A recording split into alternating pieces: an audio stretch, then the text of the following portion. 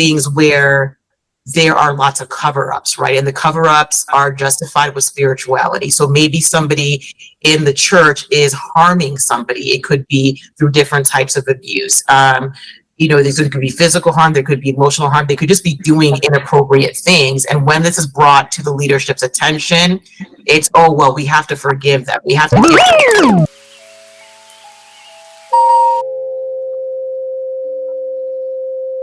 Disclaimer. This video is only for educational purposes. The content of the video and comments are not a substitute for therapy and are not clinical recommendations intended for your specific circumstance. Abuse hotline numbers are listed on your screen for those who need immediate support. We hope that today's conversation is beneficial to your journey and understanding of the topic of spiritual abuse. Enjoy.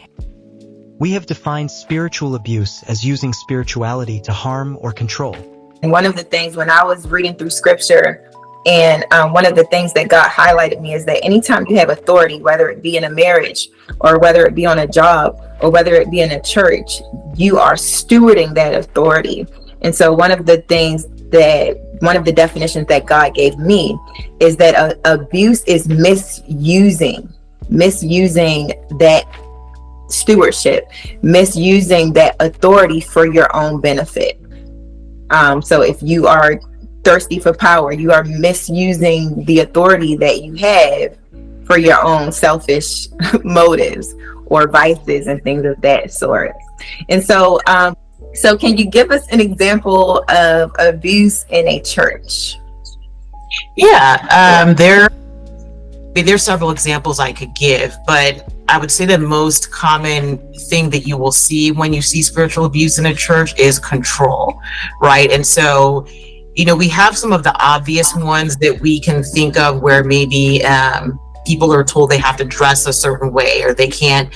And again, people can adhere to dress codes if they want, but it's that whole thing of control and saying, well, you have to do this way, or, whatever it is, and not being upfront about what your expectations are. So, control, a lot of fear and intimidation. You'll see some things where, people on my channel have told me about just the different types of abuse they've experienced within a church. Some things will, an example is, for instance, maybe somebody wants to leave a church, right? They're told, well, something bad is going to happen to you if you leave this church, where you're, or basic, there's something like that. A lot of times you'll see the individuals who are in authority overextending their sphere of authority, right? So they might say, you can't marry somebody until you get this pastor or this elder or this bishop's approval, right? If you want to move, you have to ask permission. If you want to spend your money to buy a house or a car, you have to ask us for permission. And that is just flat out wrong. And, these movements, there was something similar to that in the 1970s called some kind of shepherding movement, where people were under these shepherds, but they basically were just controlling them. And so, I get concerned sometimes when I hear words like covering or authority. It's not necessarily bad, but you have to really be careful to understand, well, what does this mean? Because regardless, people who are there in leadership are there to serve and guide, not to control. And so anytime you're in a situation where you have to ask another adult's permission to do something in your own personal life, that is a huge red flag for spiritual abuse. So you'll see that happening. You'll also see, and that's kind of more the active form of abuse that I've talked about. You'll also see things where there are lots of cover-ups, right? And the cover-ups are justified with spirituality. So maybe somebody in the church is harming somebody. It could be through different types of abuse. There could be physical harm, there could be emotional harm, they could just be doing inappropriate things. And when this is brought to the leadership's attention, it's, oh, well, we have to forgive them. We have to give them grace, but they're still allowing and justifying that harmful behavior to continue because, we have to forgive and give grace, and it's a Christian thing to do, or whatever religion that is. And so that is allowing harm to continue. And you'll hear of these stories which are just really break my heart to see that, harm has been going on in a spiritual setting for years. And it wasn't until the outside authorities got involved that it stopped. And these things had been going on for decades, children being sexually assaulted and abused, physically harmed, other adults, just harm and abuse going on, but because people, the higher ups did nothing about it, it was allowed to flourish and it was allowed to continue. And people were shamed and even threatened if they said they were going to go and get outside help, or report this to somebody. So it's just, spiritual abuse can take so many forms, but these are some of the ones that I've come across that are most common.